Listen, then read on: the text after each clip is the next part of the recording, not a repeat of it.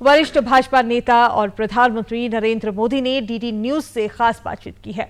इस बातचीत में प्रधानमंत्री ने देश में मौजूदा चुनाव माहौल पर अपने बीते अनुभवों पर बात करते हुए प्रधानमंत्री ने कहा कि चुनाव के लिए विकास ही भाजपा का मुद्दा है और सभी राजनीतिक दलों को केवल विकास के एजेंडे पर बात करनी चाहिए। अपने आलोचकों को जवाब देते हुए प्रधानमंत्री ने कहा कि विपक्ष के पास तथ्यों और सवालों का अभाव रहता है, लेकिन अच्छी सरकार चलाने के लिए अच्छे आलोचक होना महत्वपूर्ण है। लोकतंत्र का भला इसमें है कि आलोचना हो, लेकिन आलोचना के लिए मेहनत करनी पड़ती है। मानो अगर मोदी ने कहा कि भाई मैंने 4 करोड़ घर बनाए, तो आलोचना करनी है तो भाई सचमुच में 4 करोड़ बने क्या, इस गांव में इतने कहे तो बनो क्या, बने वो जो क्वालिटी बताते थे वो क्वालिटी वाले बने कि नहीं बने, जिसको पैसा देना था उसको उतना पैसा मिला कि नहीं मिला, क्या बीच में कोई बिचौलिया खा, सारा स्टडी करना पड़ता है, वो नहीं होता है। और इसलिए जो लोकतंत्र को ताकत मिलनी चाहिए आलोचना से, दुर्भाग्य से इन दिनों वो सौभाग्य हम लोगों को नहीं मिलता है। तो मैं ये कमी महसूस करता हूँ कि अच्छी सरकार चलाने के लिए अच्छी आलोचना बहुत जरूरी है। और मैं तो ईश्वर से प्रार्थना करता हूँ कि सदन में भी ऐसे लोग चुन करके आए जो विपक्ष में हो, मेहनत करे, अच्छा स्टडी करे, सरकार की कमियों को निकाले, तो देश का भला होगा। गठबंधन की सरकार पर बात करते हुए प्रधानमंत्री ने यूपीए पर निशाना साधकर उसे रिमोट कंट्रोल की सरकार करार दिया। प्रधानमंत्री ने 2014 के चुनाव को यूपीए की नीतियों की असफलता पर बदलाव की जीत और 2019 को उपलब्धियों की जीत बताया।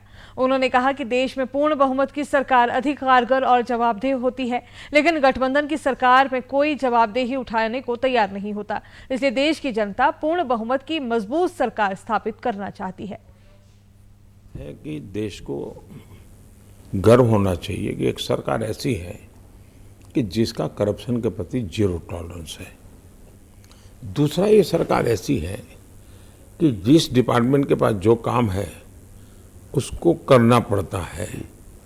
अगर किसी को सफाई का जिम्मा है तो वो सफाई करनी पड़ेगी। भाई तुम घर पे सो नहीं सकते हो, तुम्हें समय पर बस चलानी है तो बस चलानी ही पड़ेगी। तो एक गवर्नेंस में हर एक को अपना अपना काम ढंग से करना चाहिए, ये डिसिप्लिन लाने का मेरा प्रयास है। उसमें ईडी डिपार्टमेंट भी आता है, उसमें सीबीआई भी आता है, उसमें विजिलेंस भी आता है, सारे डिपार्टमेंट हर एक को काम करना होता है।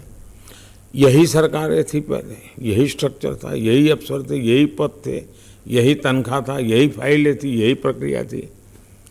10 साल में 2004 से 2014 प्रधानमंत्री भी थे और सुपर पीएम भी थे, रिमोट से सरकार चलती थी। 34 लाख रुपये उन्होंने जब्त किए थे। इसका मतलब डिपार्टमेंट सोया पड़ा था, कुछ करता ही नहीं, देश चिल्लाता था। और सरकार भी वो गई तो करप्शन के मुद्दे पर गई जी। हम आए, हमने कहा भाई ये कुछ नहीं चलेगा, आपको काम करना पड़ेगा।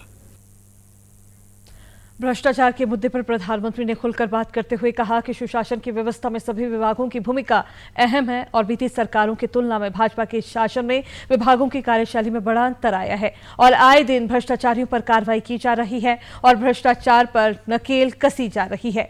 उन्होंने कहा कि भाजपा का मुख्य एजेंडा ही भ्रष्टाचार पर 0 टॉलरेंस की नीति है। आरक्षण के सवाल पर प्रधानमंत्री ने कहा कि भारतीय संविधान में धर्म के आधार पर आरक्षण नहीं दिया गया है और न ही देना चाहिए। उन्होंने पिछड़े वर्ग को दिए जाने वाले आरक्षण को धर्म के आधार पर विशेष समुदाय को दिए जाने को असंवैधानिक कहा। जो गलती होती है ना कि भी मोदी मुसलमानों को आरक्षण का विरोध करता है, मैं कहता हूं कि भारत का संविधान धर्म के आधार पर आरक्षण की अनुमति नहीं देता है।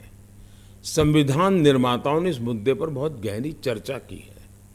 चर्चा कर करके संविधान सभा ने जो संविधान बनाए वो कहता है कि भारत जैसे देश में धर्म के आधार पर एक बार टुकड़े हो चुके हैं, अब इस देश को ज़्यादा टुकड़े नहीं होने देना चाहिए।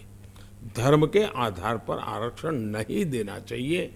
डॉक्टर बाबा साहब आम्बेडकर ने भी यही कहा, जवाहरलाल नेहरू ने भी यही कहा, बाकी भी संविधान के सभी सदस्यों ने संविधान सभा के सभी सदस्यों ने कहा। मेरा कहना है कि हमें संविधान का लेटर एंड स्पिरिट में रक्षण करना चाहिए। हमें इस देश में धर्म के आधार पर आरक्षण नहीं देना चाहिए। मेरा मुद्दा है धर्म को आधार बनाने की जो प्रवृत्ति चली है उसके खिलाफ है। भारत का संविधान हर एक नागरिक को समान रूप से देखता है, लेकिन फलाने धर्म के हो इसलिए मिलेगा, ये इस देश में नहीं चल सकता।